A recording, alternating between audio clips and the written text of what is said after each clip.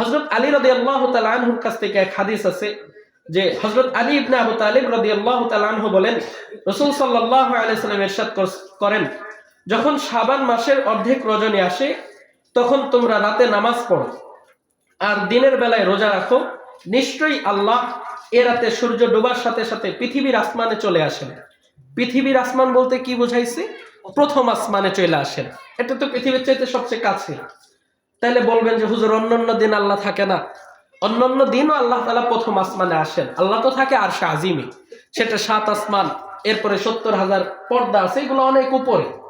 আল্লাহ তাআলা প্রতিদিন শেষ রাত্রি বান্দাদেরকে এসে ডাকেন যে তোমরা আমার কাছে দোয়া করো, মাফ চাও, ক্ষমা চাও, রিজিক চাও।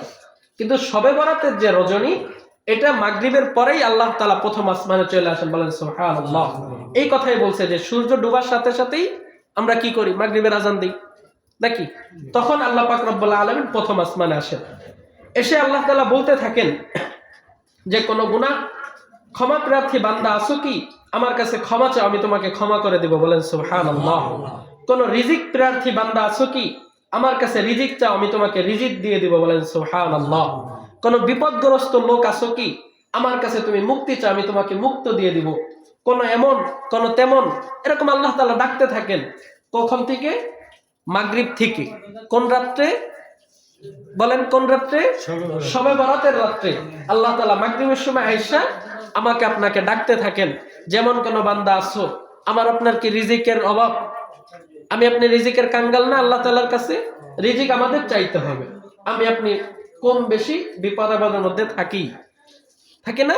এটা আল্লাহ তাআলার কাছে মুক্তি চাওয়ার জন্য আল্লাহ তাআলা ডাকতে থাকেন।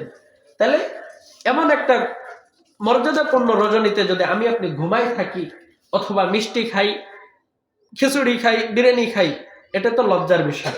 আল্লাহ ডাকতেছে ক্ষমার জন্য, আমি আর আপনি আছি খাওয়া নিয়ে অথবা ঘুম নিয়ে। এটা লজ্জার বিষয় না?